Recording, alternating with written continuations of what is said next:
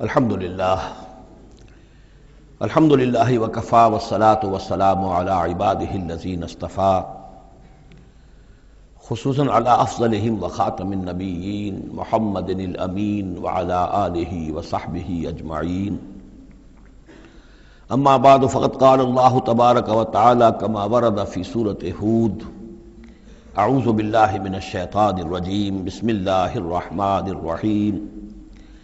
وَيَا قَوْمِ لَا يَجْرِمَنَّكُمْ شِقَاقِي أَن يُصِيبَكُمْ مِثْلُ مَا أَصَابَ قَوْمَ نُوحٍ أَوْ قَوْمَ هُودٍ أَوْ قَوْمَ صَالِحٍ وَمَا قَوْمُ لُوطٍ مِّنكُمْ بِبَعِيدٍ صدق اللہ العظیم۔ رب اشرح لي صدری ويسر لي أمری واحلل عقدۃ من لسانی یفقہوا قولی۔ اللهم ربنا ألهمنا رشدنا واعصمنا من شرور أنفسنا، اللهم أرنا الحق حقا وارزقنا اتباعه وأرنا الباطل باطلا وارزقنا اجتنابه، اللهم ربنا آنس وحشتنا في قبورنا وارحمنا بالقرآن العظيم، اللهم اجعله لنا إماما ونورا وهدى ورحمة، اللهم ذكرنا منه ما نسينا وعلمنا منه ما جهلنا وارزقنا تلاوته آناء الليل وآناء النهار واجعله لنا حجة يا رب العالمین آمین۔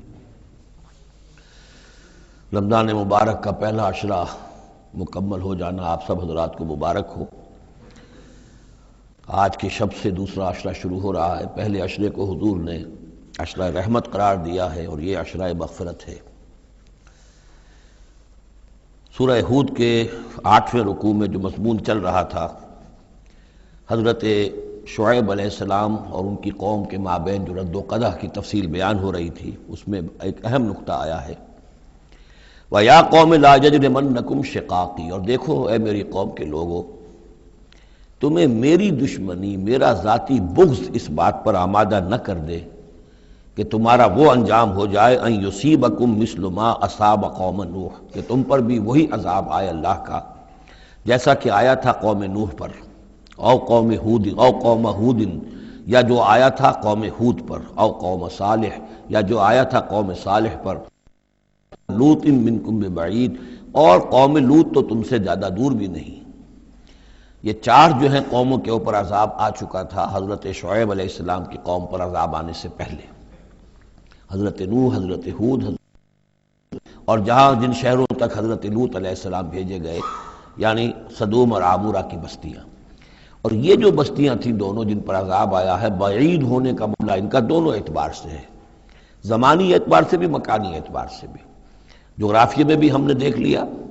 کہ خلیج عقبہ کے مشرقی ساحل کے ساتھ جو ہے علاقہ جو ہے یہ تھا کہ جو اصحاب مدین کا ہے، جن میں شعیب بھیجے گئے، ان سے ذرا ہٹ کر مشرق میں جو ہے بحیرہ بردار ہے، اور بحیرہ بردار کے ساحل کے اوپر یہ شہر آباد تھے۔ تو جغرافیائی اور زمینی اعتبار سے بھی فاصلہ نہیں ہے، زمانی اعتبار سے بھی زیادہ فصل نہیں ہے۔ اور اگرچہ بعض لوگوں کا خیال یہ ہے کہ حضرت موسیٰ علیہ السلام جب مدین گئے تھے مصر سے، اپنی جان بچا کر نکلے تھے، تو پھر وہاں جس شیخ کے پاس وہ رہے ہیں اور جس کی بیٹی سے پھر انہوں نے شادی کی ہے، اس کے بارے میں لوگوں نے یہ خیال ظاہر کیا کہ وہ حضرت شعیب تھے۔ مجھے اس سے سختی سے اختلاف ہے، اور مجھے ان لوگوں کی رائے سے اتفاق ہے جو سمجھتے ہیں کہ یہ ممکن ہی نہیں ہے۔ حضرت شعیب کی قوم کے اوپر جو عذاب آ چکا تھا، اس کے بعد جو لوگ بچے کھچے وہاں آباد تھے، ان میں کوئی نیک آدمی تھا کہ جس کے پاس حضرت موسیٰ علیہ السلام کا جانا ہوا ہے۔ لیکن یہ کہ بہرحال اتنا فصل کوئی ہزاروں برس کا نہیں ہے ان کے مابین، سینکڑوں برس کا بھی شاید نہ ہو، قریب کا ہے معاملہ، زمانی اعتبار سے بھی اور زمینی اعتبار سے بھی۔ اب جو نقطہ اس میں اہم ہے وہ یہ ہے کہ بسا اوقات کسی شخص کو کسی داعی حق سے ذاتی پرخاش ہوتی ہے، کوئی ذاتی بغض ہے، کوئی ذاتی دشمنی ہے، کسی سبب سے ہے، اس کے نفسیاتی اسباب ہو سکتے ہیں اور بہت سے اسباب ہو سکتے ہیں، اور صرف ایک ذاتی پرخاش کی وجہ سے وہ اس کی دعوت کو رد کرتا ہے، اس کی مخالفت پر کمر بستہ ہو جاتا ہے، اس کی دشمنی اختیار کرتا ہے۔ نتیجہ کیا ہے؟ اس کا کچھ نہیں بگاڑتا، اپنے آپ کو برباد کر لیتا ہے، اپنی تباہی کو دعوت دیتا ہے۔ تو اے میری قوم کے لوگ، میری زدم زدہ میں تم کہیں اس انجام سے دوچار نہ ہو جانا، ایسا نہ ہو کہ میرا بغض اور میری عداوت جو ہے وَيَا قَوْمِ لَا يَجْرِمَنَّكُمْ شِقَاقِي أَن يُصِيبَكُمْ مِثْلُ مَا أَصَابَ قَوْمَ نُوحٍ أَوْ قَوْمَ هُودٍ أَوْ قَوْمَ صَالِحٍ وَمَا قَوْمُ لُوطٍ مِّنكُمْ بِبَعِيدٍ وَاسْتَغْفِرُوا رَبَّكُمْ، اور دیکھو استغفار کرو اپنے رب سے، ثم توبوا الیہ، پھر اس کی طرف رجوع کرو، اس کی طرف آگے بڑھو، اس کی اطاعت کرو، اس کی فرمانبرداری کرو۔ ان ربی رحیم ودود، یقیناً میرا رب رحیم بھی ہے، ودود بھی ہے، محبت فرمانے والا ہے۔ قالوا یا شعیب ما نفقہ کثیرا مما تقول، انہوں نے کہا کہ اے شعیب تم جو کچھ کہتے ہو اس کی اکثر بات تو ہماری سمجھ میں نہیں آتی، کیا کہہ رہے ہو تم؟ یعنی یہ کہ ذہنوں کے سانچے اتنے بگڑ گئے ہوتے ہیں کہ سیدھی بات ان میں فٹ بیٹھتی نہیں۔ ما نفقہ کثیرا مما تقول وانا لنراک فینا ضعیفا، ہم تو یہ دیکھ رہے ہیں کہ تم ہمارے اندر کوئی طاقتور آدمی نہیں ہو، کمزور سے آدمی ہو، ہم تو دیکھتے ہیں کہ تمہارے پاس کوئی قوت نہیں ہے۔ لولا رہتک، اگر نہ ہوتا تمہارا خاندان، لرجمناک، تو ہم تجھے کبھی کا جو سنسار کر چکے ہوتے۔ اب یہ بات بہت اہم ہے اس وقت، اصل میں یہ جو صورت مکی نازل ہو رہی ہیں، جو حضور کی دعوت اور تحریک جس دور سے گزر رہی تھی اور جو کچھ ہو رہا تھا، وہ اس کا ایک عکس سابقہ انبیاء اور رسل کے حالات میں بھی جو ہے تو وہ اسی دور کی مناسبت سے وہی باتیں نمایاں کی جاتی ہیں۔ یعنی جو تکرار ہوئی ہے ان رسولوں کے حالات کی، وہ تکرار محض نہیں ہے، بلکہ ہر جگہ پر جس دور میں وہ صورت نازل ہو رہی ہے جن میں ان کا تذکرہ ہو رہا ہے، اس دور میں جو خاص مسائل ہیں کہ جو درپیش ہیں محمد رسول اللہ صلی اللہ علیہ وسلم اور آپ کے صحابہ کو،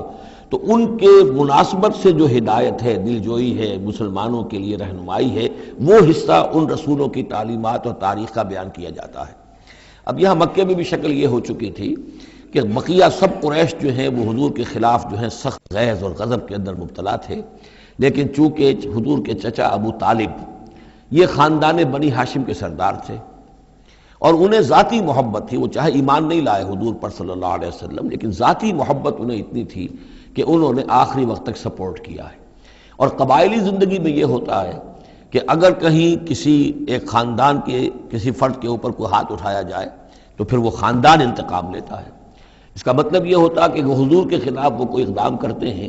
تو گویا کہ ان فائٹنگ شروع ہو جائے گی، داخلی خانہ جنگی شروع ہو جائے گی بنو ہاشم کی ان لوگوں کے خلاف کہ جو حضور کو کوئی غضب پہنچائیں، نقصان پہنچائیں۔ یہ تحفظ ملا ہوا تھا محمد الرسول اللہ صلی اللہ علیہ وسلم کو اللہ تعالیٰ کی طرف سے۔ اگر خدا نہ خواستہ ابو لہب ہوتا اس سردار، تو کبھی کا حضور کے خلاف کوئی نہ کوئی اقدام وہ کر چکے ہوتے، لیکن چونکہ خاندان بنی ہاشم کی سرداری اس وقت تھی ابو طالب کے پاس، اور انہیں دلچسپی تھی اور محبت تھی، شفقت تھی حضور کے ساتھ، بلکہ کچھ عرصہ جو ہے حضور ان کے سائے عاطفت کے اندر انہوں نے گزارا بھی تھا۔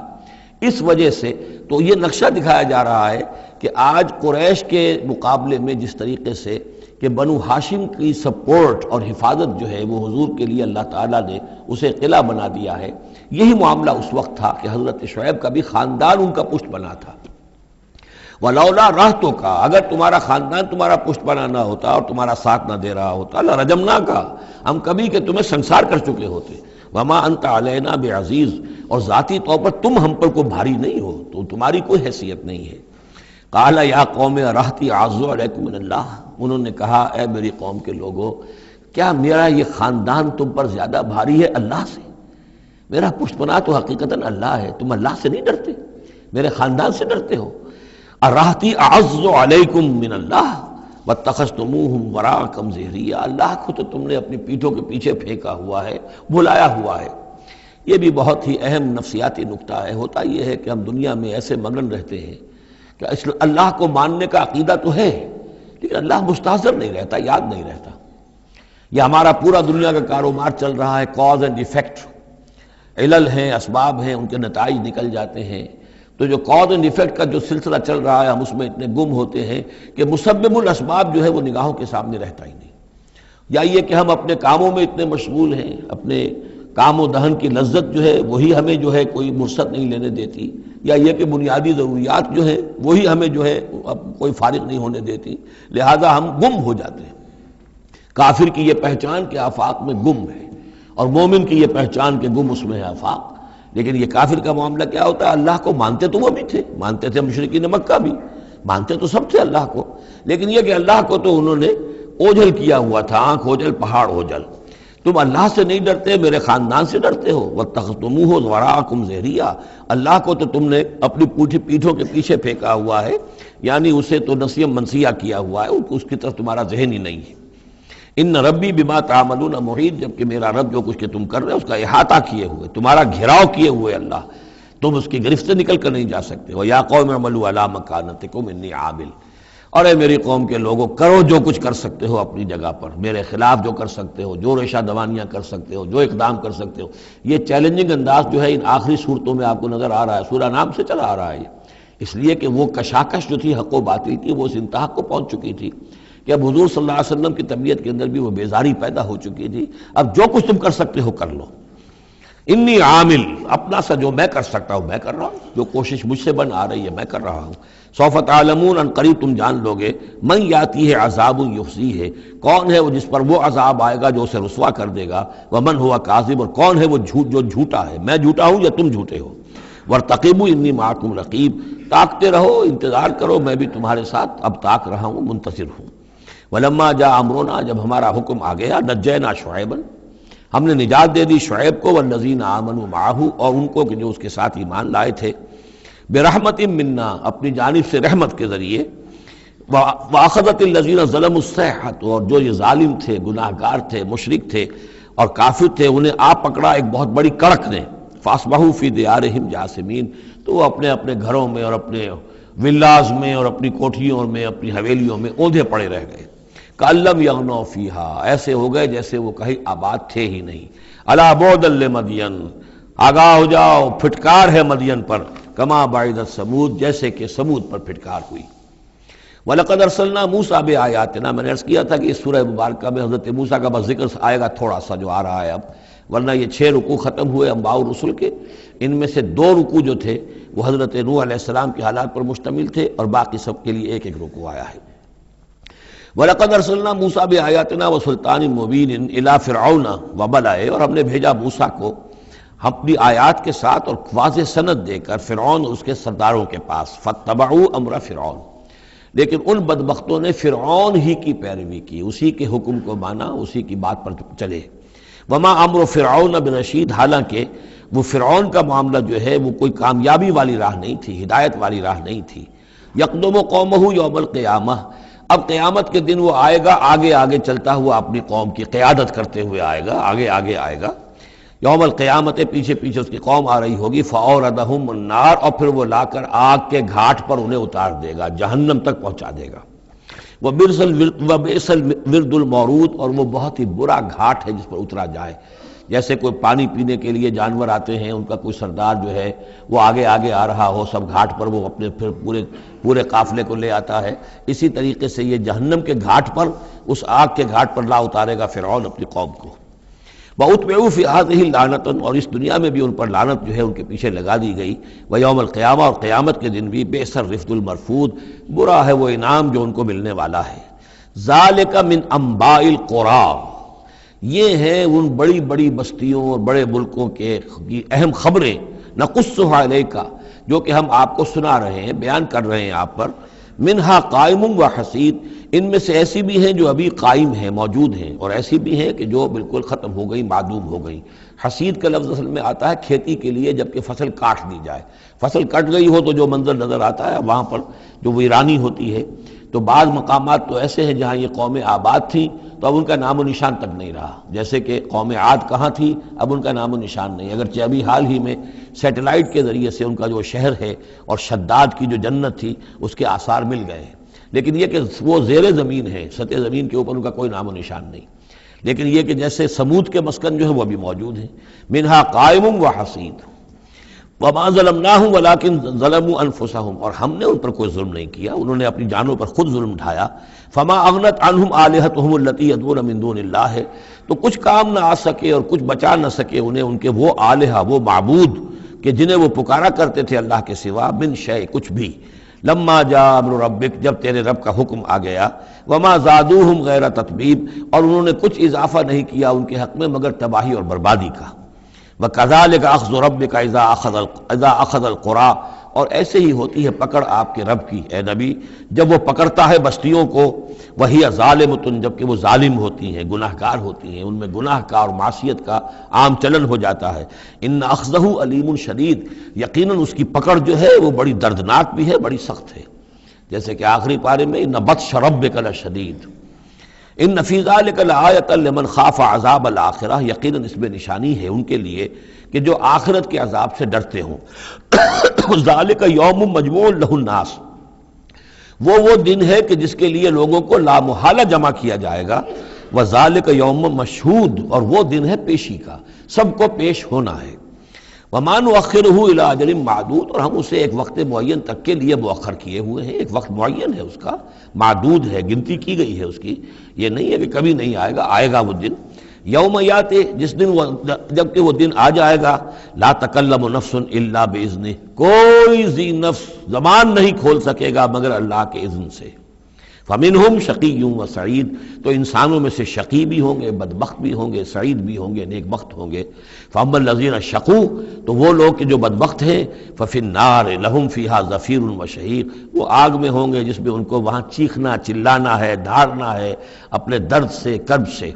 خالدین فیہا، اس میں وہ ہمیشہ ہمیشہ رہیں گے، ما دامت السماوات والارض، جب تک کہ رہیں آسمان اور زمین، الا ما شاء ربک، سوائے اس کے کہ جو چاہے تیرا رب۔ یہ ذرا مشکلات القرآن میں سے یہ مقام ہے، یہ واحد مقام ہے کہ جہاں خالدین فیہا ابدا یا خالدین فیہا، اس میں کچھ استثناءات بھی آئی ہیں کہ کب تک یہ رہے گا، جہنم کب تک رہے گی، ما دامت السماوات والارض، جب تک آسمان اور زمین رہیں۔ اب اس سے مراد ابدیت بھی ہو سکتی ہے، اور اس میں کوئی اشارہ بھی ہو سکتا ہے کہ شاید کبھی کوئی وقت آئے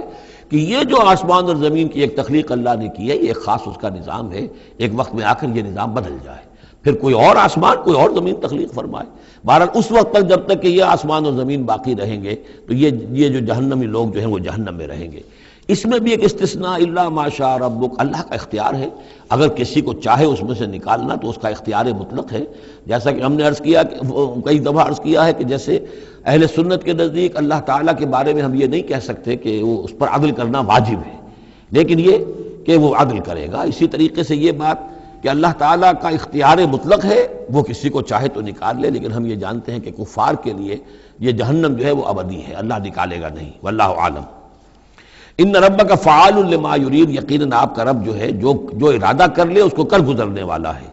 واما الذین سعدوا، اور جو لوگ نیک بخت ثابت ہوں گے، ففی الجنۃ خالدین فیہا، اور وہ جنت میں رہیں گے ہمیشہ ہمیش، ما دامت السماوات والارض، جب تک رہیں آسمان اور زمین، الا ما شاء ربک، سوائے اس کے کہ جو آپ کا رب چاہے، عطاء غیر مجزوز، اور یہ جو بخشش ہے یہ بے انتہا ہوگی، اس کا خاتمہ کبھی نہیں ہوگا۔ یہ اضافی لفظ جنت کے لیے آ رہا ہے کہ جو دوزخ کے لیے نہیں آیا۔ یہ جو ذرا سا باریک فرق ہوتا ہے، پھر اس سے بڑے فلسفیانہ نکتے نکلتے ہیں، اس سے پھر محققین نے، علماء نے جو ہیں پھر بہت سے دلائل استدلال کیے ہیں۔ چنانچہ حافظ ابن تیمیہ رحمہ اللہ اور شیخ ابن عربی دونوں کی ایک رائے ہے جو اہل سنت کا جو عام اجماعی عقیدہ ہے اس سے مختلف ہے۔ اہل سنت کا اجماعی عقیدہ یہ ہے کہ جنت اور دوزخ دونوں ابدی ہیں، ہمیشہ ہمیشہ ہمیشہ ہمیشہ، کوئی اختتام نہیں ہے نہ جنت کا نہ دوزخ کا۔ لیکن امام ابن تیمیہ رحمہ اللہ اور شیخ اکبر جو صوفیاء کے ہیں، شیخ ابن عربی، اگرچہ ان دونوں میں بڑی بود ہے بہت سی چیزوں کے اندر، اور امام ابن تیمیہ جو ہے وہ بہت ہی سخت تنقید کرتے ہیں اور سخت الفاظ استعمال کرتے ہیں شیخ ابن عربی کے لیے، محی الدین ابن عربی، لیکن یہ کہ اس معاملے میں ان دونوں کی رائے ایک ہے، اور وہ یہ ہے کہ جنت تو ابدی ہے، دوزخ ابدی نہیں ہے۔ ایک وقت آئے گا، چاہے وہ ارب سال کے بعد آئے، وہ ابد ہمارے اعتبار سے ابدی ہو، ہمارے اعتبار سے انفائنائٹی ہوگا، لیکن یہ کہ ایک وقت آئے گا کہ جہنم ختم ہو جائے گی۔ یہ ان کی رائے ہے، واللہ اعلم۔ فلا تک فی مریۃ مما یعبد ہؤلاء، تو تمہیں کوئی شک نہ رہے ان چیزوں کے بارے میں جن کو یہ لوگ پوج رہے ہیں۔ ما یعبدون الا کما یعبد آباؤہم، نہیں پوج رہے یہ مگر ایسے ہی جیسے کہ ان کے آباء و اجداد پوجتے رہے ہیں من قبل، اس سے پہلے۔ وَإِنَّا لَمُوَفُّوهُمْ نَصِيبَهُمْ غَيْرَ مَنْقُوصٍ، اور ہم انہیں ان کا جو اجر اور ثواب اور ان کا بدلہ ہے، حق ہے، پورا دے دیں گے بغیر کسی کمی کے۔ وَلَقَدْ آتَيْنَا مُوسَى الْكِتَابَ فَاخْتُلِفَ فِيهِ، اور موسیٰ کو ہم نے کتاب دی تھی پھر اس میں اختلافات پیدا کر دیے گئے۔ وَلَوْلَا كَلِمَةٌ سَبَقَتْ مِنْ رَبِّكَ لَقُضِيَ بَيْنَهُمْ، اور اگر نہ ہوتی ایک بات تیرے رب کی پہلے ہی سے طے، یعنی ایک مدت اور جو ہے اللہ کی طرف سے معین ہے، تو ان کے مابین فیصلہ کر دیا جاتا۔ وَإِنَّهُمْ لَفِي شَكٍّ مِّنْهُ مُرِيبٍ، اور اب تو حقیقت میں یہ لوگ جو ہے وہ تورات اس کتاب کے بارے میں کچھ شکوک و شبہات میں مبتلا ہو گئے۔ یہ بات جو ہے سورہ شورى میں کھل کر آئے گی کہ رسولوں کے کو جو کتابیں دی جاتی ہیں ان کے وارث بنتی ہے پھر ان کی امت، اور جب یہ اس امت کے اندر جب زوال آتا ہے، اضمحلال آتا ہے، بے عملی آتی ہے، تو اس بے عملی کے نتیجے میں پھر ایک نتیجہ یہ نکلتا ہے کہ پھر کتاب کے بارے میں بھی یقین پورا ان کے اندر نہیں رہتا کہ یہ واقعتاً اللہ کی کتاب ہے، بلکہ اس کے بارے میں بھی ان کے اندر شکوک و شبہات پیدا ہو جاتے ہیں۔ وَإِنَّ كُلًّا لَمَّا لَيُوَفِّيَنَّهُمْ رَبُّكَ أَعْمَالَهُمْ، اور لازماً یہ جتنے بھی لوگ ہیں ان سب کو اے نبی آپ کا پروردگار ان کے اعمال کا پورا پورا اجر دے گا، بدلہ دے گا۔ اِنَّهُ بِمَا يَعْمَلُونَ خَبِيرٌ، جو کچھ یہ کر رہے ہیں وہ اس سے باخبر ہے۔ فَاسْتَقِمْ كَمَا أُمِرْتَ وَمَنْ تَابَ مَعَكَ، تو اے نبی آپ ڈٹے رہیے جیسا کہ آپ کو حکم ہوا ہے، اور جو لوگ بھی جنہوں نے توبہ کی ہے آپ کے ساتھ، یعنی توبہ کی ہے، وہ شرک سے باز آئے ہیں، کفر کو چھوڑا ہے، ایمان لائے ہیں، پلٹ آئے ہیں آپ کے ساتھ، وَلَا تَطْغَوْا، اور اب آگے نہ بڑھیے، حد سے تجاوز نہ کیجیے۔ یہ تجاوز یہ بھی ہو سکتا ہے کہ عذاب کی جلدی کریں، کہ جلدی اب اللہ تعالیٰ فیصلہ چکا دیں۔ تجاوز یہ بھی ہو سکتا ہے کہ کہیں غصے میں آ جائیں اور لوگوں کی مخالفت کے اوپر جو ہے وہ اپنا جو حلم جو ہے اس کا دامن ہاتھ سے چھوڑ بیٹھے، تو یہ مختلف چیزیں ہو سکتی ہیں۔ اِنَّهُ بِمَا تَعْمَلُونَ بَصِيرٌ، جو کچھ تم کر رہے ہیں اسے بھی اللہ دیکھ رہا ہے، جو کچھ وہ کر رہے ہیں اسے بھی دیکھ رہا ہے، اس کو ان کی سزا دے گا، تمہیں تمہارا اجر و ثواب دے گا۔ وَلَا تَرْكَنُوا إِلَى الَّذِينَ ظَلَمُوا، اور دیکھو ان ظالموں کی طرف کوئی جھکاؤ پیدا نہ ہو جائے تمہارے اندر، رشتہ داری کی وجہ سے، دوستی کی وجہ سے، تمہاری ان کے ساتھ جو پرانے مراسم چلے آ رہے ہیں، اگر کہیں اس کی وجہ سے تم ان کے طرف جھک جاؤ گے، فَتَمَسَّكُمُ النَّارُ، تو تمہیں بھی آگ پکڑ لے گی، وَمَا لَكُم مِّن دُونِ اللَّهِ مِنْ أَوْلِيَاءَ، اور پھر تمہیں اللہ سے بچانے والے کوئی حمایتی نہیں ہوں گے، ثُمَّ لَا تُنصَرُونَ، پھر تمہاری مدد نہیں کی جائے گی۔ وَأَقِمِ الصَّلَاةَ طَرَفَيَ النَّهَارِ وَزُلَفًا مِّنَ اللَّيْلِ، اور اے نبی نماز کو قائم رکھیے۔ اب یہ سارے خطابات آپ دیکھ رہے ہیں کہ بظاہر واحد کے صیغے میں حضور سے ہو رہے ہیں، لیکن یہاں پر خطاب امت سے ہے، مسلمانوں سے ہے، حضور کی وساطت سے اہل ایمان جو ہے وہ مخاطب ہے۔ نماز قائم رکھو دن کے دونوں طرف، فجر ہے ادھر مغرب ہے یا عصر ہے، یہ نہار کا دو طرف جو ہے وہ تو فجر اور عصر شمار ہوں گے، وَزُلَفًا مِّنَ اللَّيْلِ، اور کچھ ٹکڑے رات کے، اب مغرب عشاء کو بھی ہم شمار کر سکتے ہیں رات میں، تو اس طریقے سے یہ مختلف شروع میں جیسے اوقات آئے ہیں تو ان میں ابھی پوری طریقے سے 5 نمازوں کا نظام نہیں تھا، وہ تو سن 11 نبوی میں جبکہ یہ معراج ہوئی ہے اس وقت پھر 5 نمازوں کا نظام آیا ہے، ورنہ پورے مکی دور کے 10 برس بلکہ 10.5 برس تک وہ نمازوں کا نظام ایسا ہی تھا کہ کبھی صبح شام کی بات کہہ دی ہے، صبح شام کرو، اور یا یہ کہ سورہ بنی اسرائیل میں بھی ایک بات آ جائے گی وہ وہاں پڑھیں گے۔ وَأَقِمِ الصَّلَاةَ طَرَفَيَ النَّهَارِ وَزُلَفًا مِّنَ اللَّيْلِ إِنَّ الْحَسَنَاتِ يُذْهِبْنَ السَّيِّئَاتِ، یقیناً نیکیاں بدیوں کو دور کر دیتی ہیں۔ ذَلِكَ ذِكْرَىٰ لِلذَّاكِرِينَ، اور یہ یاد دہانی ہے یاد رکھنے والوں کے لیے۔ وَاصْبِرْ فَإِنَّ اللَّهَ لَا يُضِيعُ أَجْرَ الْمُحْسِنِينَ، اور صبر کیجئے، اور اللہ تعالیٰ محسنین کا، نیکی کرنے والوں کے صبر کو ضائع نہیں کرتا۔ فَلَوْلَا كَانَ مِنَ الْقُرُونِ مِنْ قَبْلِكُمْ أُولُو بَقِيَّةٍ، تو کیوں نہ ایسا ہوا کہ ہوتے ان قوموں میں جو تم سے پہلے تھیں ایسے اولو بقیہ ہوتے، ایسے حق کے علمبردار ہوتے، ینہون عن الفساد فی الارض، کہ جو لوگوں کو اپنی اپنی قوموں کو روکتے رہتے زمین میں فساد مچانے سے، الا قلیلا ممن انجینا منہم، سوائے اس کے کہ کچھ کم ہوئے، بہت تھوڑے لوگ ہوئے جن میں سے کہ ہم نے بچا لیا، یعنی جو لوگ بھی نہیں منکر کرتے رہے، روکتے رہے، بدی سے روکتے رہے، کفر سے روکتے رہے، شرک سے روکتے رہے، ان کے بارے میں بار بار یہ بات آ رہی ہے کہ اللہ تعالیٰ ان کو بچا لیتا ہے۔ وَاتَّبَعَ الَّذِينَ ظَلَمُوا مَا أُتْرِفُوا فِيهِ، اور وہ لوگ کہ جنہوں نے گناہ کی روش اختیار کی وہ تو انہوں نے پیروی کی اپنی اسی چیزوں کی جس میں کہ ان کو ساز و سامان دیا گیا تھا، عیش جو ان کو دے دیا گیا تھا، کانوا مجرمین وکانوا مجرمین، اور یقیناً وہ مجرم تھے۔ وما کان ربک لیہلک القری بظلم، اور آپ کا رب بستیوں کو ظلم کے ساتھ ہلاک کرنے والا نہیں ہے کہ بغیر ان کی یعنی خرابی کے اعمال کے، بغیر ان کے جرائم کے ان کو ایسے ہی ہلاک کر دیتا۔ وما کان ربک لیہلک القری بظلم وَأَهْلُهَا مُصْلِحُونَ، جبکہ اس میں بسنے والے لوگ جو ہیں وہ مصلح ہوں، اچھے کردار کے لوگ ہوں، اصلاح کرنے والے ہوں، صالح ہوں۔ وَلَوْ شَاءَ رَبُّكَ لَجَعَلَ النَّاسَ أُمَّةً وَاحِدَةً، اور اگر اللہ چاہتا، آپ کا رب چاہتا تو تمام نوع انسانی کو ایک ہی امت بنا دیتا۔ وَلَا يَزَالُونَ مُخْتَلِفِينَ، لیکن نہیں، یہ اختلاف کرتے ہی رہیں گے، انسانوں میں اختلاف ہمیشہ باقی رہے گا، صرف فرق یہ ہے کہ اختلاف کو ایک حد تک رکھا جائے، تفرقہ نہ ہو جائے۔ اختلاف اختلاف ہے، ایک رائے میری، ایک رائے آپ کی ہے، ٹھیک ہے، آپ کی رائے، آپ کے پاس یہ دلائل ہیں، آپ کا دل اس پر ٹھک گیا ہے، آپ اس پر عمل کیجئے۔ میرے پاس یہ دلیل ہے، میرا دل اس پر ٹھکتا ہے، میں اس حدیث کو زیادہ قوی سمجھتا ہوں، آپ نے اس کو زیادہ جو ہے مضبوط سمجھا ہے، کوئی حرج نہیں۔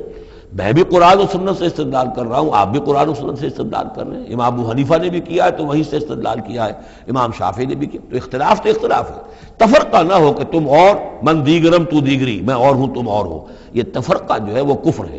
لیکن اختلاف لا یزالون مختلفین، وہ تو یہ ہے کہ گلہائے رنگا رنگ سے ہے رونق چمن، اے ذوق جہاں کو ہے زیب اختلاف سے۔ اختلاف جو ہے مونوٹنی اگر دنیا میں ہو تو طبیعت انسان کی اگتا جائے، یہاں تو یہ کہ رنگا رنگی ہو، تنوع ہو، تو اس سے ہی انسان جو یہاں کی جو زیبائش ہے اور رونقیں ہیں۔ ولا یزالون مختلفین الا من رحم ربک، سوائے اس کے کہ جس پر تیرا رب رحم فرما دے۔ ولذالک خلقہم، اللہ نے بنایا ہی اسی حساب سے ہے ان کو۔ دو افراد کے مزاج ایک نہیں ہے، دو افراد کے انگوٹھوں کی وہ یہ نشان ایک نہیں، لکیریں ایک جیسی نہیں ہیں، ان دو انسانوں کی شکلیں ایک جیسی نہیں ہیں، یہ تو اللہ تعالیٰ نے بنایا ہے تخلیق کے اندر۔ اب جینز کسی کے کچھ ہیں، کسی کے کچھ ہیں، کسی میں کچھ جو ہے اور اثرات آ رہے ہیں، کسی میں کسی اور طرح کے اثرات آ رہے ہیں۔ الناس کالمعادن، اور یہ تمام انسان بھی معدنیات کی طرح ہیں، تو اس طرح ہی اللہ تعالیٰ نے جو پیدا کیا ہے وہ ایک جیسی شے تو نہیں پیدا کی۔ وَتَمَّتْ كَلِمَةُ رَبِّكَ لَأَمْلَأَنَّ جَهَنَّمَ مِنَ الْجِنَّةِ وَالنَّاسِ أَجْمَعِينَ، اور تیرے رب کی یہ بات پوری ہو کر رہے گی کہ میں پر کر کے رہوں گا جہنم کو جنوں سے اور انسانوں سے، سب سے۔ یعنی اس نے جنت بنائی ہے، اس کو بھی اس نے آباد کرنا ہے اہل حق کے ذریعے سے، جہنم بھی تو بنا رکھی ہے، اس کا ایندھن بھی اسے درکار ہے۔ تو اس دنیا کے اندر جو کفار ہیں، مشرکین ہیں، گناہگار ہیں، جو عیاشیاں کر رہے ہیں، بدماش ہیں اور جو ظالم ہیں، یہ ظاہر بات ہے کہ جہنم کے لیے ایندھن ہے جو اللہ نے فراہم کیا ہے۔ وَكُلًّا نَقُصُّ عَلَيْكَ مِنْ أَنْبَاءِ الرُّسُلِ، اب یہ وہ اصطلاح آ گئی جس کا میں بار بار ذکر کر رہا تھا، انباء الرسل۔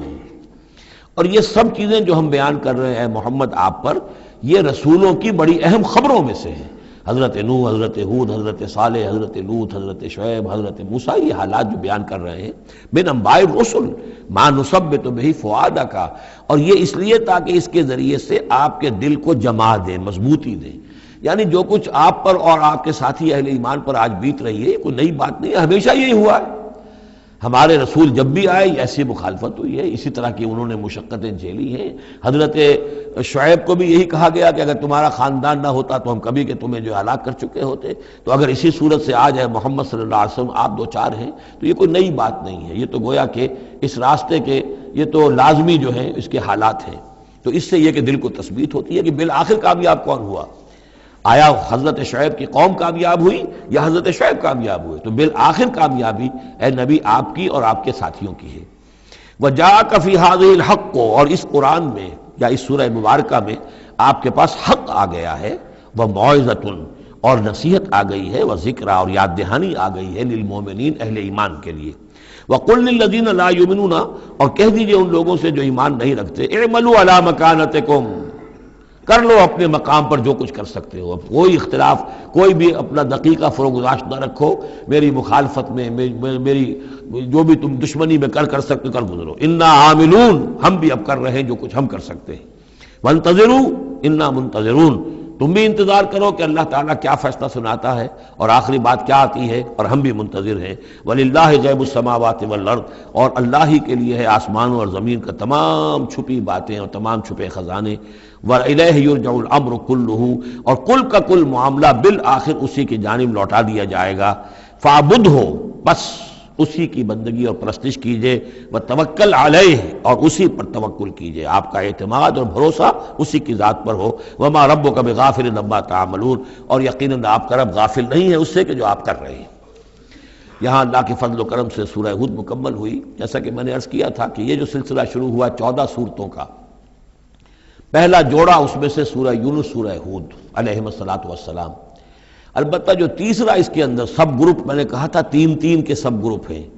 یہ تیسری سورت جو ہے سورہ یوسف، یہ بالکل پورے قرآن میں منفرد ہے اپنے مزاج کی۔ اس کے ساتھ جزوی سی مشابہت آئے گی ایک سورت کی، وہ میں بعد میں عرض کروں گا۔ اس وقت یہ ہے کہ اس کو نوٹ کیجئے کہ اب تک ہم نے پڑھا ہے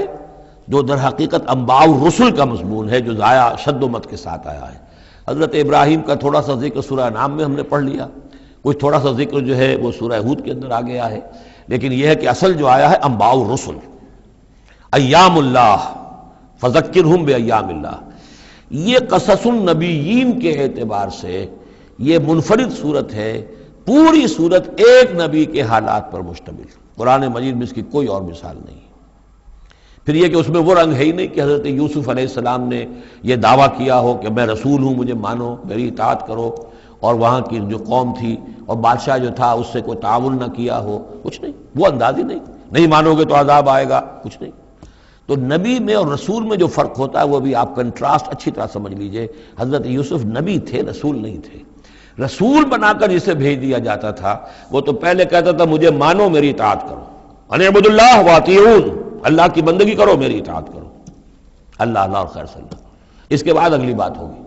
لیکن نبی کا معاملہ یہ نہیں ہوتا۔ نبی جیسے کہ مصلح ہوتے ہیں، نیک لوگ ہوتے ہیں، اولیاء اللہ ہوتے ہیں، خاص اللہ تعالیٰ کے برگزیدہ بندے ہوتے ہیں۔ اب ظاہر بات ہے کہ ایسے بھی ہوتے ہیں جیسے ہماری اس امت کے اندر حضور کے بعد کتنے ہیں اولیاء اللہ پیدا ہوئے ہیں، اونچی شخصیت ہے، کیونکہ وحی کا دروازہ بند ہو چکا ہے، نبی ان میں سے کوئی نہیں ہے۔ لیکن انبیاء بنی اسرائیل جو ہیں وہ گویا کہ اولیاء اللہ ہی تھے زیادہ تر، لیکن ان پر وحی بھی آتی تھی، وہ تسلسل جو ہے وحی کا چل رہا تھا۔ لیکن رسول وہی تھے کہ جنہیں تعین کے ساتھ کسی قوم کی طرف بھیج دیا جائے۔ حضرت یوسف کے جو یہ واقعات یہاں آ رہے ہیں اس تفصیل کے ساتھ اور پوری صورت نازل ہوئی ہے، اس کا ایک سبب ہے۔ میں نے آپ سے عرض کیا تھا کہ یہ جو آخری دور تھا مکی، آپ کے قیام مکہ کے دور کا، زمانے کا، تو اس میں یہ کہ چیزیں پہنچ چکی تھی مدینے میں بھی خبریں، اور مدینے میں اہل کتاب کے یہود کے کان کھڑے ہو گئے تھے۔ اب انہیں تو امید تھی، منتظر تھے، نبوت تو آخری ظاہر ہونے والی ہے، لیکن سمجھتے تھے ہم میں سے ہوگا۔ یہاں بات بالکل جو ہے وہ تلپٹ ہو رہی ہے، لہذا وہ اب کچھ نہ کچھ شوشے چھوڑتے رہتے تھے اور انہیں کہتے تھے اپنے پیغامات کے ذریعے سے کہ اچھا تمہارے ہاں سنا کسی نے نبوت کا دعویٰ کیا ہے، اچھا تو اس سے یہ سوال پوچھو کہ یہ ابراہیم تو آباد تھے فلسطین میں، یہ جو یہودی بنی اسرائیل ہے یہ مصر میں کیسے پہنچ گئے، جو وہاں سے پھر حضرت موسیٰ ان کو نکال کر لے کر آئے، لیکن کیسے پہنچے، پہنچنے کا سبب کیا تھا، کیا ماجرا تھا؟ یہ اب تاریخ کا ایک سوال تھا جو انہوں نے کر دیا۔ اس کے جواب میں اللہ تعالیٰ نے یہ صورت نازل فرما دی اور اس قدر خوبصورت انداز میں نازل کی ہے۔ اور میں آپ کو ایک اور بات بھی بتا دوں کہ میرا قرآن مجید کے ساتھ جو معنوی تعارف ہوا ہے پہلی مرتبہ صحیح معنی میں، وہ اسی سورہ یوسف کے حوالے سے ہے، اور سورہ یوسف کی تفہیم القرآن مولانا مودودی کی۔ 1947 میں میں میٹرک کا امتحان دے چکا تھا، ہمارا رزلٹ بھی آ چکا تھا، لیکن یہ کہ اس کے بعد وہ فسادات کیا قتل عام شروع ہوا مسلمانوں کا مشرقی پنجاب میں۔ میں حصار میں تھا، تو حصار اس شہر کا نام تھا، لیکن ہم اس میں محصور بھی ہو گئے۔ تقریباً 1.5 مہینہ ہم نے مورچے بنا لیے اور اپنی حفاظت کرتے رہے۔ اس دوران میں ظاہر بات ہے کرنے کا کوئی اور کام تھا، وہ تو جو بھی مورچوں پر جن کی ڈیوٹی ہے وہ مورچوں پر کھڑے ہیں، باقی کوئی کام نہیں۔ تو میں اور میرے بڑے بھائی اس زمانے میں پھر ایک مسجد کے اندر بیٹھ کر، جو چونکہ انہوں نے بھی، وہ مجھ سے تو ویسے 6 سال بڑے ہیں، انہوں نے بھی جب میٹرک کیا تھا تو عربی پڑھی تھی، اور میں نے تازہ میٹرک کیا تھا اور میرے پاس بھی عربی کا مضمون تھا، تو پھر یہ ہم پڑھتے تھے۔ اور ترجمان القرآن جو مولانا مودودی کا رسالہ تھا، اس میں ان دنوں تفہیم القرآن میں یہ سورہ یوسف کی تفسیر شائع ہو رہی تھی، تو ان دنوں ہم مسجد میں بیٹھ کر یہ سورہ یوسف تفہیم القرآن سے، پھر چونکہ مجھے کچھ عربی آتی تھی اور تازہ تھی، اچھی تھی، تو اس میں یہ کہ ہماری گفتگو بھی ہوتی تھی، مذاکرہ کرتے تھے۔ تو اس طریقے سے جو پہلا بیرا، اس سے پہلے بھی بہرحال یہ کہ قرآن ہے، اللہ کا کلام ہے، اللہ کی کتاب ہے، ہمارا اس پر ایمان ہے، کچھ اس کو سمجھنا، کچھ پڑھنا، یہ تو تھا، لیکن جو ایک معنوی ایک ربط قائم ہوا، ذہنی رشتہ، ایک قلبی رشتہ، وہ در حقیقت سورہ یوسف اور سورہ یوسف کی بھی وہ تشریح و تعبیر کے جو مولانا مودودی نے تفہیم القرآن میں کی ہے۔ بسم اللہ الرحمن الرحیم، الف لام را، تلک آیات الکتاب المبین، یہ ایک روشن آیات کی کتاب کی آیات ہیں۔ انا انزلناہ قرآنا عربیا، ہم نے اس کو نازل کیا ہے عربی قرآن بنا کر۔ کس کو نازل کیا ہے؟ وہ جو ام الکتاب میں ہمارے پاس ہے، وہ جو لوح محفوظ میں ہے، اس کو ہم نے اتارا ہے اب محمد پر، تو قرآن عربی بنا کر اتارا ہے۔ لعلکم تعقلون، تاکہ اے عربو، اے عرب کے رہنے والوں، اے امیین کہ جن کی طرف اولین بعثت ہمارے رسول کی ہوئی ہے، تم اچھی طرح سمجھ سکو۔ نحن نقص علیک احسن القصص، اے نبی ہم آپ پر بیان کرنے لگے ہیں بہترین بیان۔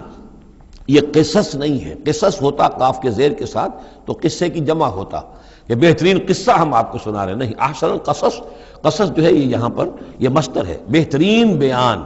ہم آپ کے سامنے بہترین بیان پیش کر رہے ہیں، بما اوحینا الیک ھذا القرآن، اس قرآن کے ساتھ جو ہم نے آپ کی طرف وحی کیا ہے۔ وَإِن كُنتَ مِن قَبْلِهِ لَمِنَ الْغَافِلِينَ، اور یقیناً آپ اس سے پہلے، اس قرآن میں اس قصے کے آنے سے پہلے، قرآن میں اس بیان کی آمد سے پہلے، وحی سے پہلے آپ یقیناً بالکل ناواقف تھے، غافل تھے، آپ کو کچھ معلوم نہیں تھا کہ یہ حضرت یوسف کیسے وہاں پہنچے اور بنی اسرائیل کیسے پہنچ گئے۔ اس قال یوسف لأبیہ، حضرت یعقوب علیہ السلام کی ایک تو بڑی بیوی تھی، ان سے 10 بیٹے تھے، بڑے تھے، جوان تھے، پھر ایک چھوٹی بیوی تھی، ان سے یہ 2 بیٹے تھے، یوسف بڑے ان میں سے اور بنیامین چھوٹے، 12 بیٹے تھے ان کے یہ۔ اس قال یوسف لأبیہ، یاد کرو جب کہ کہا تھا یوسف نے اپنے والد سے، حضرت یعقوب سے، یا ابت، ابا جان، انی رأیت 11 کوکبا، میں نے دیکھا ہے 11 ستارے،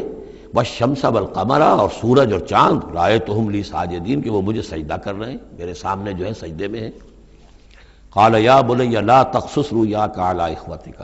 حضرت یعقوب علیہ السلام نے اس بات کو سمجھ لیا کہ یہ 11 بھائی اور یہ میں ماں باپ، ہمارا کوئی خاص معاملہ ہونے والا اس بیٹے کے ساتھ، اور اللہ تعالیٰ اس بیٹے کی کوئی خاص فضیلت ظاہر کرنے والا ہے، لہذا فرمایا کہ یہ اپنا بیان لا تقصص رؤیاک علی اخوتک، اپنے بھائیوں کے سامنے بیان نہ کر دینا، فیکیدوا لک کیدا، تو وہ تمہارے خلاف کو سازش کریں گے، اس لیے کہ ان میں پھر حسد کی آگ بھڑک اٹھے گی، اور وہ سوچیں گے کہ اللہ تعالیٰ نے یہ فضیلت اگر کوئی رکھی تو ہماری بجائے وہ اس یوسف کے لیے رکھی ہے، تو اس سے کہ تمہیں کوئی غضب پہنچ جائے گا۔ ان شیطان للانسان عدو مبین، یقیناً شیطان تو انسان کا کھلا دشمن ہے ہی۔ وَكَذَلِكَ يَجْتَبِيكَ رَبُّكَ وَيُعَلِّمُكَ مِن تَأْوِيلِ الْأَحَادِيثِ، اور اسی طریقے سے تمہارا رب جو ہے تمہیں پسند کر لے گا، چن لے گا، یعنی نبوت کے لیے اب معلوم ہوتا ہے کہ میرے بیٹوں میں سے اللہ نے تمہیں چن لیا ہے، یہ معلوم ہوتا ہے۔ كَذَلِكَ يَجْتَبِيكَ رَبُّكَ، اسی طرح اللہ چن لے گا، برگزیدہ کرے گا تجھے، وَيُعَلِّمُكَ مِن تَأْوِيلِ الْأَحَادِيثِ، اور تمہیں سکھائے گا تعویل الاحادیث۔ اس کے 2 معنی ہیں، ایک تو یہ کہ خواب کی تعبیر کرنا، اور یہ کسی بھی بات کی تہ تک پہنچ جانا، کنہ تک پہنچ جانا۔ تو عام اگر لیں گے تو کسی بھی بات، معاملہ فہمی جسے ہم کہتے ہیں، جز رسی، کسی چیز کے جو ہے اجزاء تک انسان پہنچ جائے، نگاہ دور تک چلی جائے، وہ بھی، اور یہ کہ اس کو تعویل الاحادیث جو ہے یہ خاص طور پر خوابوں کے لیے بھی ہے۔ وَيُتِمُّ نِعْمَتَهُ عَلَيْكَ، اور اتمام فرمائے گا اپنی نعمت کا تجھ پر، وعلی آل یعقوب، اور تمام آل یعقوب پر، کما اتمھا علی ابویک، جیسے کہ اس نعمت کا اس نے اتمام فرمایا تیرے آباء و اجداد پر، من قبل پہلے، ابراہیم و اسحاق، ابراہیم اور اسحاق پر، یعنی اسحاق تمہارے دادا اور ابراہیم تمہارے پردادا۔ اپنا نام انہوں نے نہیں لیا، ظاہر بات ہے کہ وہ خود اپنا ذکر کیسے کرتے۔ ان ربک علیم حکیم، یقیناً تیرا رب جو ہے وہ علیم ہے اور حکیم ہے۔ لقد کان فی یوسف و اخوتہ آیات للسائلین، یقیناً حضرت یوسف اور ان کے بھائیوں کا جو واقعہ ہوا، جو ماجرا ہوا، اس میں تو نشانیاں ہیں پوچھنے والوں کے لیے، یعنی جنہوں نے یہ سوال پوچھوایا ہے اور جو پوچھ رہے ہیں ان سب کے لیے نشانیاں ہیں۔ اگر اسی قصے کو حقیقت بینی کے ساتھ جو ہے، حقیقت کی نگاہ کے ساتھ اسے دیکھیں اور طلب ہدایت کے لیے اس قصے پر غور کریں جو قرآن اب پیش کر رہا ہے، تو یہ کہ ان کے لیے تو بہت سی چیزیں جو ہے نکھر کر سامنے آ جائیں گی، حقائق واضح ہو جائیں گے۔ اذ قالوا لیوسف واخوہ احب الی ابینا منا ونحن عصبہ، جبکہ انہوں نے کہا کہ یہ یوسف اور اس کا بھائی بنیامین، احب الی ابینا منا، یہ ہمارے والد کو زیادہ محبوب ہیں ہم سے زیادہ محبت ان دونوں سے، ونحن عصبہ، جبکہ ہم ایک بڑی جماعت ہیں، طاقتور، بڑے تھے، جوان تھے، 10 تھے، اور ظاہر بات ہے قبائلی زندگی میں تو آپ کو معلوم ہے کہ بازو جو ہوتے ہیں، بیٹے جوان جو ہوں وہی تو اصل میں طاقت کی بنیاد ہوتے ہیں، جس کے جتنے بازو ہیں اتنا ہی وہ صاحب عزت ہے۔ تو ہم ہیں 10 جوان اور یہ 2 چھوٹے، محبت ان سے زیادہ ہو رہی ہے۔ انا ابانا لفی ضلال مبین، یقیناً ہمارے ابا جان کچھ بہک سے گئے، معلوم ہوتا ہے کچھ سٹھیا گئے۔ اقتلوا یوسف، قتل کر دو اس یوسف کو، اب اطرحوہ ارضا، یا اسے کہیں دور کسی ملک کے اندر پھینک دو، اسے جلا وطن کر دو، یخلو لکم وجہ ابیکم، تاکہ تمہارے والد کی جو توجہات ہیں، عنایات ہیں، تمہاری طرف ہو جائیں۔ اس کی طرف سے ہٹ کر جو ساری عنایات کا مرکز اور منبع بنا ہوا یوسف، تو یہ جب یہاں نہیں رہے گا، یہ کانٹا نکل جائے گا، تو پھر یہ ہے کہ وہ عنایات جو ہیں حضرت یعقوب کی وہ ہمارے حصے میں آئیں گی۔ وَتَكُونُوا مِن بَعْدِهِ قَوْمًا صَالِحِينَ، یہ کڑوا گھونٹ تو کر گزرو، پھر بعد میں نیک بن جانا، یعنی دل میں ملامت بھی ہے، ضمیر کہہ رہا کیا کرنے لگے ہو، کیا سوچ رہے ہو، ایک اپنے بھائی کو قتل کرنا چاہتے ہو، لیکن یہ کہ پھر یہ کہ انسان جو ہے اپنے آپ کو جب کوئی نفس سے، جیسے کہ ہم سورہ مائدہ میں پڑھا ہے فَطَوَّعَتْ لَهُ نَفْسُهُ قَتْلَ أَخِيهِ، قابیل کے نفس نے اسے آمادہ کر ہی لیا اپنے بھائی کے قتل کرنے پر۔ تو اب ان لوگوں کا بھی جو ہے ضمیر ملامت جب کر رہا تھا تو ان کا ٹھیک ہے بھائی یہ تو کر گزرے ہیں اب، لیکن اس کے بعد نیک ہو جائیں گے، توبہ کر لیں گے، پھر کفارہ بھی ادا کر دیں گے، پھر جس طرح بھی ہوگا تلافی بھی کر دیں گے اپنے اس جرم کی۔ قال قائل منهم لا تقتلوا یوسف، کہا ان میں سے ایک کہنے والے نے نہیں نہیں قتل نہ کرو یوسف کو، یہ یہودا تھے جو سب سے بڑے بیٹے تھے، اور یہیں سے لفظ یہودی بنا ہے، سب سے بڑے بیٹے حضرت یعقوب کے یہودا، اور یہ شریف النفس تھے ان میں۔ انہوں نے کہا نہیں قتل مت کرو۔ وَأَلْقُوهُ فِي غَيَابَةِ الْجُبِّ، ہاں کسی جو باولیاں پچھلے زمانے میں ہوتی تھی، کنواں نہیں اصل میں کہنا چاہیے، باولیاں اب پتہ نہیں بہت سے لوگ جانتے نہیں ہوں گے، وہ ایک بہت گہرا سا جو ہے وہ کھودتے تھے تاکہ پانی تک پہنچ جائے، اور پھر جہاں پانی کی سطح ہوتی تھی اس کے آس پاس طاقچے بنے ہوتے تھے، تو ان طاقچوں میں سے غیابت الجب، ان میں سے کسی میں اس کو ڈال داؤ تاکہ پھر کوئی رسی نیچے پھینکے گا اور کوئی قافلہ آئے گا، اس کا کوئی پانی لینے والا آئے گا، یہ اس رسی کو پکڑ کر اوپر چلا جائے گا، وہ قافلہ اپنے ساتھ لے جائے گا جہاں جا رہا ہوگا، تو ہماری جان چھوٹے گی، تو ہم قتل کے مجرم نہیں ہوں گے۔ وَأَلْقُوهُ فِي غِيَابَةِ الْجُبِّ يَلْتَقِطْهُ بَعْضُ السَّيَّارَةِ، لے جائے گا اس کو، کوئی اٹھا لے جائے گا، کوئی قافلہ۔ ان کنتم فاعلین، اگر تم کرنے ہی والے ہو، یعنی اگر تم تل گئے ہو۔ اب ظاہر بات ہے کہ باقی 9 بھائی اگر تلے ہوئے تھے تو بڑے بھائی کی کچھ بس نہیں گئی، اس نے کہا اچھا کم سے کم یہ کرو قتل تو نہ کرو، اس کو کسی کنویں کی کسی باولی کے طاقچے کے اندر رکھاؤ۔ قالوا یا ابانا ما لک لا تمنا علی یوسف وانا لہ لناصحون، اب انہوں نے کہا کہ ابا جان کیا وجہ ہے کہ آپ ہم پر بھروسہ نہیں کرتے یوسف کے معاملے میں، کبھی ہم پر اعتماد نہیں کرتے، ہمارے پاس اکیلا نہیں چھوڑتے، اسے کیا مسئلہ ہے؟ وَإِنَّا لَهُ لَنَاصِحُونَ، ہم تو اس کے بڑے خیرخواہ ہیں۔ أَرْسِلْهُ مَعَنَا غَدًا، کل ذرا ہمارے ساتھ بھیجیے، ہم جا رہے ہیں شکار کے لیے جا رہے ہیں، تو غدن بھیج دیجئے، یرتع یلعب، وہ بھی چرے چگے گا، کھائے پیے گا، درختوں کے اوپر چڑھے گا، کھیلے گا، کودے گا، اور کوئی پھل ول کھائے گا، یرتع جیسے چرنا چگنا، ویلعب اور کھیلے گا، وَإِنَّا لَهُ لَحَافِظُونَ، ہم اس کی حفاظت کرنے والے ہیں۔ قَالَ إِنِّي لَيَحْزُنُنِي، حضرت یعقوب نے فرمایا مجھے اس کا بڑا اندیشہ ہے، تشویش ہے، ان تذهبوا به، کہ تم اسے لے جاؤ، وَأَخَافُ أَن يَأْكُلَهُ الذِّئْبُ، اور مجھے اندیشہ یہ ہے کہ کہیں اس سے بھیڑیا نہ کھا جائے، وَأَنتُمْ عَنْهُ غَافِلُونَ، اور تم اس سے غافل ہو، کہیں تم تو اپنے دندوں میں لگ جاؤ، منہمک ہو جاؤ، وہ کہیں اکیلا رہ جائے، کوئی بھیڑیا آ کر اسے کھا جائے۔ قَالُوا لَئِن أَكَلَهُ الذِّئْبُ وَنَحْنُ عُصْبَةٌ إِنَّا إِذًا لَخَاسِرُونَ، ابا جان کیا بات کر رہے ہیں، اگر انہیں اسے بھیڑیا کھا جائے جبکہ ہم ایک جوان گروہ ہیں، ہم 10 آدمی ہیں، ہماری پوری ٹیم ہے، جماعت ہے، تو پھر تو ہم تو بڑے نکمے لوگ ہوئے، بڑے خسارے والے لوگ ہوئے۔ فلما ذهبوا به واجمعوا، اور جب پھر وہ اس کو لے گئے اور پھر اب وہ متفق ہو گئے، اجمعوا کے بعد علا کا صلہ جو ہے یہاں پر محذوف ہے، علا ان یجعلوه فی غیابۃ الجب، انہوں نے اپنی یہ بات اب پوری جمع کر لی، اپنا پوری رائے ایک کر کے، ایک آ کر کے، اور وہ یہ کہ اب اسے غیابۃ الجب کے اندر رکھنے چلے۔ وَأَوْحَيْنَا إِلَيْهِ، ہم نے اس وقت وحی کی یوسف کو، لَتُنَبِّئَنَّهُمْ، اب اس کو ہم الہام کہیں گے، ابھی ظاہر بات ہے کہ وہ نبوت کی عمر نہیں ہے۔ وَأَوْحَيْنَا إِلَيْهِ لَتُنَبِّئَنَّهُمْ بِأَمْرِهِمْ هَٰذَا، تم یہ بات ان کو جتلاؤ گے، ایک دن آئے گا کہ تم جتلا دو گے اپنے بھائیوں کے تم نے میرے ساتھ کیا تھا۔ اب اس میں جو بلاغت ہے اس کی کیا معنی ہے؟ تم ہلاک نہیں ہوگے، تمہارا بال بیکا نہیں ہوگا، تمہاری ہم حفاظت کریں گے، ایک وقت آئے گا کہ یہ تمہارے پاس آئیں گے اور پھر تم انہیں جتلاؤ گے۔ تو گویا کہ پوری داستان جو ہے ایک ان کی حوصلہ افزائی کے لیے وہ سارا ایک لفظ کے اندر ہے، لَتُنَبِّئَنَّهُمْ بِأَمْرِهِمْ هَٰذَا وَهُمْ لَا يَشْعُرُونَ، اور اس وقت انہیں اندازہ بھی نہیں ہوگا کہ کون ان سے بات کر رہا ہے۔ وَجَاءُوا أَبَاهُمْ عِشَاءً يَبْكُونَ، شام کو وہ آ گئے روتے ہوئے اپنے ابا جان کے پاس، حضرت یعقوب کے پاس۔ قالوا یا ابانا انا ذهبنا نستبق، انہوں نے کہا ابا جان ہم گئے تھے ذرا دوڑ لگا رہے تھے، مقابلہ کر رہے تھے دوڑنے کا۔ وترکنا یوسف عند متاعنا، اور ہمارا جو سامان وامان تھا، کوئی کپڑے وپڑے ہم نے رکھے تھے اضافی اتار کر دوڑنا جو تھا، تو وہاں ہم نے یوسف کو چھوڑ دیا تھا۔ فاکلہ الذئب، تو اسے کھا لیا ایک بھیڑیے نے۔ وما انت بمؤمن لنا، اور آپ ہماری بات مانیں گے تو نہیں۔ وَلَوْ كُنَّا صَادِقِينَ، خواہ ہم کتنے ہی سچے ہوں، آپ نے ماننی تو نہیں ہے بات، لیکن ہم کیا کریں، ہوا یہ ہے۔ وَجَاءُوا عَلَىٰ قَمِيصِهِ بِدَمٍ كَذِيبٍ، اور کوئی جھوٹ موٹ کا خون اس کی قمیص کے اوپر لگا کے لے آئے۔ قَالَ بَلْ سَوَّلَتْ لَكُمْ أَنفُسُكُمْ أَمْرًا، حضرت یعقوب نے فرمایا نہیں، بات کچھ اور ہے،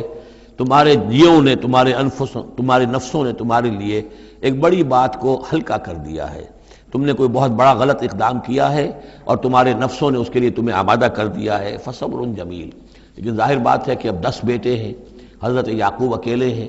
بوڑھے ہیں۔ فصبر جمیل، میں اب کیا کر سکتا ہوں سوائے اس کے کہ صبر کروں خوبصورتی کے ساتھ، اور دیکھوں اللہ تعالیٰ اس میں سے کیا برآمد کرتا ہے۔ واللہ المستعان علی ما تصفون، اور جو کچھ تم بیان کر رہے ہیں اس پر تو ظاہر بات ہے کہ اب میں اللہ ہی سے مدد مانگ سکتا ہوں۔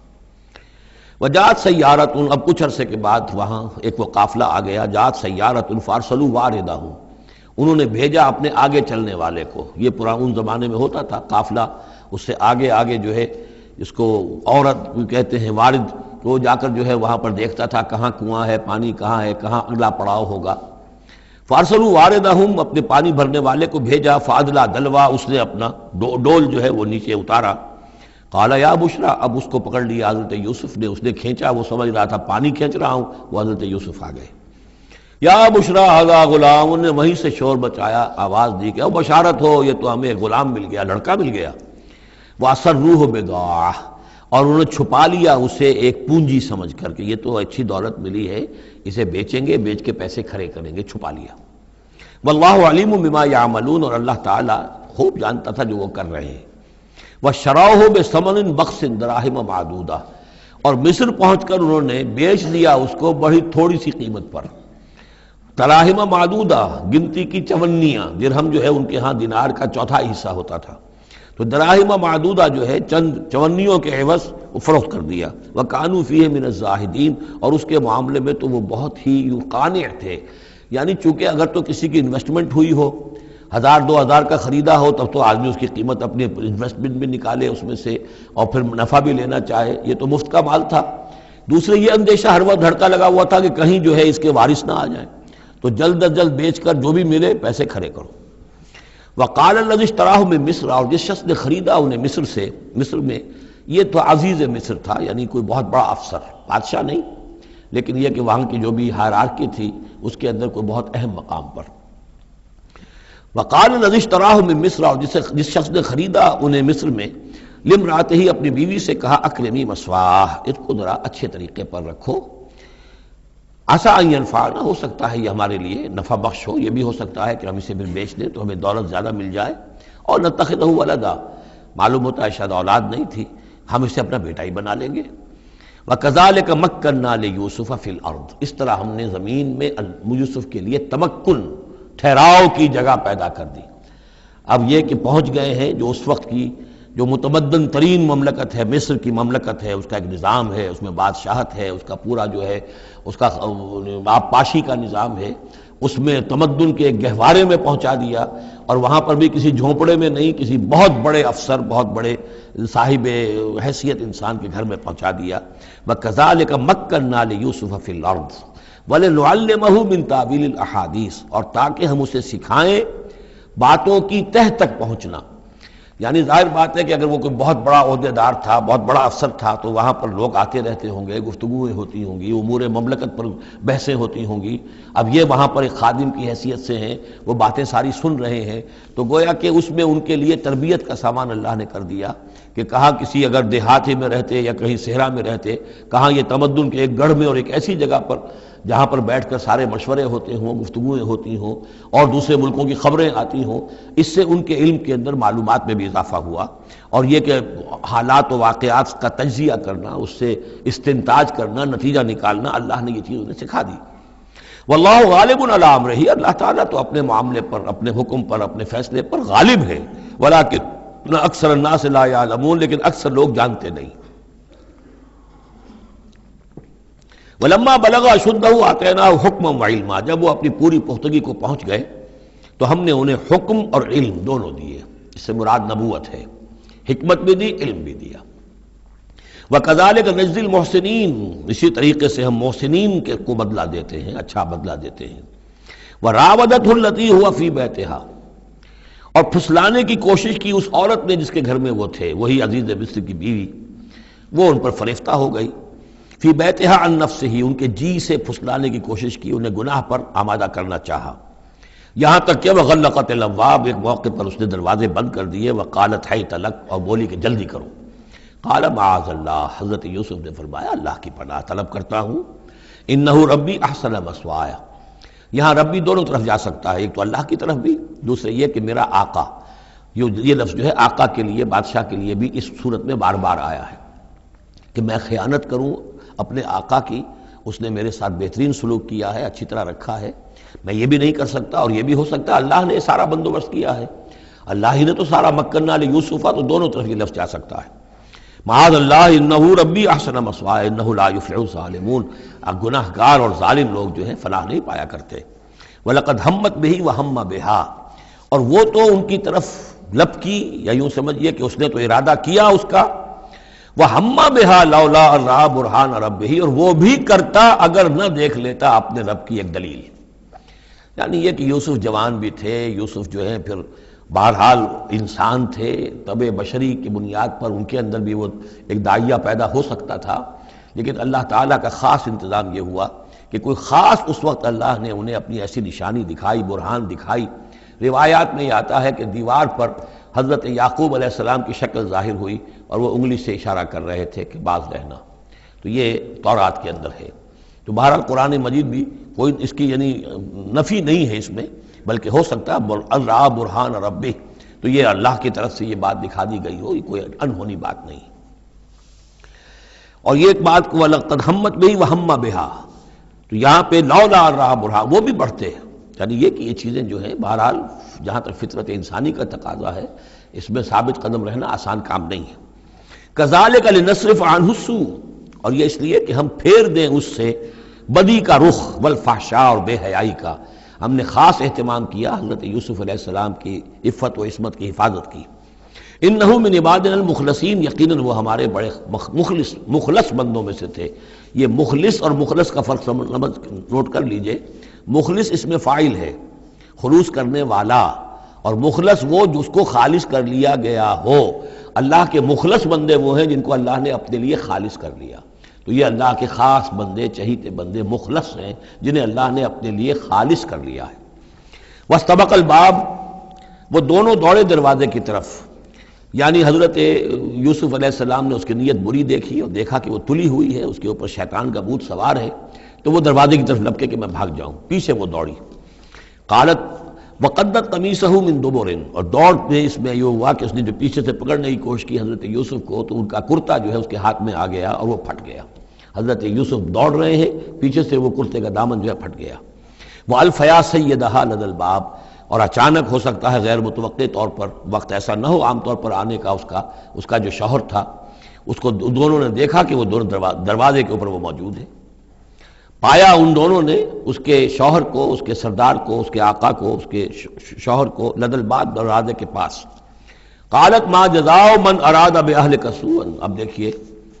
یہ ہے وہ کہ جو عورت کے جو چلتر جس کو کہتے ہیں مشہور، فوراً جو اس نے پیتلا بدلا ہے، اس نے کہا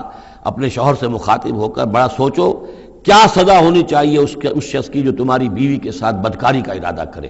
یعنی یہ کہ یہ جو یوسف ہے یہ مجھ پر گویا کہ مجرمانہ حملہ کرنا چاہتا تھا اور میں نے اپنے آپ کو بچایا ہے۔ قالت ما جزاء من اراد باهلك سوءا الا ان يسجن، اس کی سوا کیا سزا ہو سکتی ہے کہ اسے جیل میں ڈال دیا جائے، اور عذاب علیم، یا اسے کوئی اور دردناک عذاب دیا جائے۔ اب ظاہر ہے اپنے دفاع کے لیے حضرت یوسف کو کچھ نہ کوئی بیان تو دینا تھا۔ قال هي راودتني عن نفسي، انہوں نے صاف بیان کر دیا کہ خود اس نے مجھے گناہ پر آمادہ کرنا چاہا تھا اور پھسلانا چاہا تھا مجھے میرے جی سے۔ وشهد شاهد من اهلها، اب یہ کہ وہاں کوئی اور تھا، کوئی شخص کہ جو تھا اس عورت، وہ زلیخا اس کا نام آتا ہے تو رات میں قرآن میں کہیں نہیں ہے، امراۃ العزیز تو آتا ہے، اس عزیز کی بیوی، بڑے افسر کی بیوی، لیکن یہ کہ اس کا کوئی رشتہ دار بھی وہاں آن موقع پر موجود تھا، تو اس نے قرائن کی جو گواہی ہوتی ہے، سرکمسٹانشل ایویڈنس، اس کی بات کی۔ انہوں نے کہا کہ اگر تو اس کا کرتا پھٹا ہوا ہو، شاہد شاہد من اہلہا، اس عورت کے عزیزوں رشتہ داروں میں سے گواہی دینے والے نے ایک نے گواہی دی، اگر اس کا کرتا پھٹا ہوتا سامنے سے، فصدقت، تو وہ سچی ہوتی، وہو من الکاذبین، اور یہ جھوٹا ہوتا۔ یعنی اگر کوئی مرد حملہ کر رہا ہے اور عورت اپنا تحفظ کر رہی ہے، اور اس میں جو ہے کہیں کرتا پھٹتا ہے مرد کا، تو وہ سامنے کا حصہ پھٹے گا۔ وَإِنْ كَانَ قَمِيصُهُ قُدَّ مِن دُبُرٍ، اور اگر اس کی قمیص ہے پھٹی ہوئی پیچھے سے، فَكَذَبَتْ، تو وہ جھوٹی ہے، وَهُوَ مِنَ الصَّادِقِينَ، اور وہ سچا ہے۔ اب یہ بھی آپ دیجئے، کریڈٹ دیجئے بہرحال کہ اس کی عورت کے رشتہ داروں میں سے کسی نے اتنی عادلانہ بات کی ہے، اتنی حکیمانہ بات بھی کی ہے، عادلانہ بھی کی ہے اور حق کی بات کی ہے، تو معلوم ہوتا ہے کہ اس معاشرے کے اندر بھی جہاں بہت سی خرابیاں بھی تھیں، آگے آ جائیں گی وہ خرابیوں کا بھی ذکر ہے، لیکن یہ کہ بہرحال کچھ نہ کچھ اچھائیاں بھی تھیں۔ فلما رأى قميصه قد من دبر، جب اس نے دیکھا کہ قمیص تو پھٹی ہوئی ہے پیچھے سے، قال انه من کید کن، تو اس نے کہا اس عزیز مصر نے اپنی بیوی سے کہ یہ تمہاری ہی چالوں میں سے ہے، فریب میں سے ہے، ان کید کن عظیم، تم عورتوں کی چالیں جو ہیں اور تمہاری عورتوں کے جو فریب ہیں وہ بہت بڑے ہیں۔ یوسف اعرض عن ھذا، اب اس نے کہا یوسف ٹھیک ہے اس سے درگزر کرو، عن ھذا، اعرض عن ھذا واستغفری لذنبک، اور دیکھو تم اپنی بیوی سے مخاطب ہو کہا تم اپنی گناہ کا استغفار کرو، توبہ کرو، انک کنت من الخاطئین، یقیناً تو ہی تھی خطا کار۔ وقالت نسوۃ فی المدینہ، اور کہا عورتوں نے شہر کے اندر، امرأۃ العزیز ہے، یہ ہے وہ عزیز کی بیوی، تراود فتاہ عن نفسہ، وہ اپنے غلام کو پھسلا رہی ہے اور اس کو چاہتی ہے اسے گناہ پر آمادہ کرنا، قد شغفہا حبا، وہ اس کی محبت میں گرفتار ہو گئی ہے، انا لنراھا فی ضلال مبین، ہم دیکھتے ہیں وہ تو بڑی بھٹک گئی ہے اپنے غلام کے ساتھ یہ معاملہ، اور یہ تو بہت ہی گھٹیا بات ہے۔ فلما سمعت بمکرہن، جب اس نے امرأۃ العزیز نے سنی یہ باتیں میرے خلاف، اب یہ چرچے ہو رہے ہیں، تو اس نے چاہا کہ ان سب کا جو چونکہ اوپر کی سوسائٹی تھے وہ سارے کے سارے جو ہیں سوراخ تو سبھی کے ہاں تھے، گندگیاں ہر ایک کے ہاں تھی، لیکن یہ موقع مل گیا عورتوں کو کہنے کا، اسے معلوم تھا خود ان کے اپنے کردار کیسے کچھ ہیں، لیکن اس نے چاہا کہ اس کا بھانڈا جو ہے چوراہے کے اندر ان کے کردار کا بھی پھوڑ دیا جائے۔ ارسلت الیہن، تو ان سب کو بلوایا ایک دعوت میں، وآتت لہن متکئا، اور اہتمام کیا ایک مجلس کا، ایک ڈنر کا، اور اس میں یہ کہ سب جو متکئا جو سہارا لے کر بیٹھے ہوئے ہیں،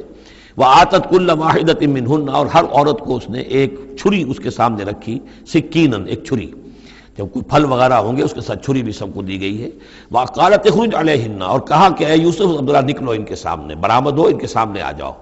فلما رأینہ، تو جب ان سب نے اس کو دیکھا، اکبرنہ، تو ششدر رہ گئیں، وقطعن ایدیہن، اور ان سب نے اپنے ہاتھ کاٹ لیے۔ اس میں ایک کا تو کسی کا غلطی سے ہاتھ کٹ گیا ہوگا، چوک گئی ہوگی، دیکھ کر ایک دم جو چونکی کہ یہ اس قدر حسین و جمیل، یہ تو انسان نہیں معلوم ہوتا یہ کون ہے، تو اس کا ہاتھ کٹا۔ اس کی طرف حضرت یوسف متوجہ ہوئے ہوں گے، خون اس کے کچھ نہ آخر ماں خادم کی حیثیت سے تھے کہ اس کے کوئی مرہم پٹی کریں، تو ہر ایک نے یہ چاہا کہ یہ التفات اس کا میری طرف بھی ہو، تو سب نے اپنی انگلیاں کاٹی۔ قطعنا، اب یہاں پر یہ غلطی سے بات نہیں ہو سکتی، اس لیے کہ یہ قطع یقطع تقطیعا باب تفعیل ہے، اس تفعیل کے اندر تو اہتمام اور پوری طریقے سے کوئی ارادہ کر کے کسی کام کو کیا جاتا ہے۔ اپنے ہاتھ کاٹ لیے، وَقُلْنَا حَاشَا لِلَّهِ مَا هَذَا بَشَرًا، ان کہا کہ حاشا للہ، یہ شخص یہ تو آدمی نہیں ہے، ان هَذَا إِلَّا مَلَكٌ کریم، یہ تو معلوم ہوتا ہے کہ کوئی بہت ہی بزرگ فرشتہ ہے۔ قالت فَذَلِكُنَّ الَّذِي لُمْتُنَّنِي فِيهِ، تو اس نے کہا یہ ہے وہ جس کے بارے میں تم مجھے ملامت کر رہی تھی اور مجھ پر جو ہے تم تان کر رہی تھی۔ وَلَقَدْ رَاوَدتُّهُ عَن نَفْسِهِ، اور میں نے اسے یقیناً پھسلانا چاہا، گناہ پر آمادہ کرنا چاہا، فَاسْتَعْصَمَ، لیکن وہ جمع رہا، وہ قائم رہا، وہ مستقیم رہا، اس نے اپنے عفت اور عزت کی حفاظت کی۔ وَلَئِن لَمْ يَفْعَلْ مَا آمُرُهُ، اور اگر اس نے نہ کیا وہ جو میں اسے حکم دے رہی ہوں، لَيُسْجَنَنَّ، تو وہ لازماً قید میں پڑے گا، وَلَيَكُونَ مِنَ الصَّاغِرِينَ، اور یہ کہ بہت ہی چھوٹا ذلیل اور خوار ہو کر رہے گا۔ اس سے آپ اندازہ کر لیجئے کہ اس اونچی سوسائٹی کا اخلاقی طور پر اس وقت کیا حال ہو چکا تھا، کس دھڑلے سے یہ کہہ رہی ہے، اور ان کی تمام بیگمات کا بھی جو مسئلہ تھا وہ بھی سامنے آ چکا، اور اس میں ظاہر بات ہے کہ اسی دھڑلے کے ساتھ اس کا اعلان کرنا اپنے گناہ کا، کوئی اس میں حجاب محسوس نہیں کر رہی۔ قال رب السجن احب الی مما یدعوننی الیہ، حضرت یوسف نے دعا کی پروردگار مجھے قید زیادہ پسند ہے اس چیز سے جس کی طرف یہ مجھے بلا رہی ہیں۔ وَإِلَّا تَصْرِفْ عَنِّي كَيْدَهُنَّ، اور اگر اے پروردگار تو نے مجھ سے دور نہ کر دیا ان کی چالوں کو، ان کی فریبوں کو، أَصْبُ إِلَيْهِنَّ، ہو سکتا ہے میں بھی ان کی طرف مائل ہو جاؤں، وَأَكُن مِّنَ الْجَاهِلِينَ، اور میں جاہلوں میں سے ہو جاؤں۔ فَاسْتَجَابَ لَهُ رَبُّهُ، تو اللہ تعالیٰ نے اس کے رب نے اس کی دعا کو قبول کیا۔ فَصَرَفَ عَنْهُ كَيْدَهُنَّ، اور ان سب کی عورتوں کی جو چالیں تھیں ان سے ان کو بچا لیا۔ إِنَّهُ هُوَ السَّمِيعُ الْعَلِيمُ، یقیناً وہی ہے سننے والا اور جاننے والا۔ ثُمَّ بَدَا لَهُم مِّن بَعْدِ مَا رَأَوُا الْآيَاتِ، الْآيَاتِ، پھر یہ بات ان پر واضح ہو گئی، منکشف ہو گئی جب یہ ساری نشانیاں دیکھ لیں، لَيَسْجُنُنَّهُ حَتَّىٰ حِينٍ، کہ عافیت اسی میں ہے کہ کچھ عرصے کے لیے اسے جیل میں ڈال دیا جائے۔ پبلک سیفٹی کا معاملہ یہی ہے، مصلحت عامہ کا تقاضا یہی ہے۔ ہم اپنی عورتوں کو تو سنبھال کے نہیں رکھ سکتے، لیکن پبلک سیفٹی کے لیے اس کو جیل میں ڈال دینا چاہیے۔ بارک اللہ لی ولکم فی القرآن العظیم ونفعنی وإیاکم بالآیات والذکر الحکیم۔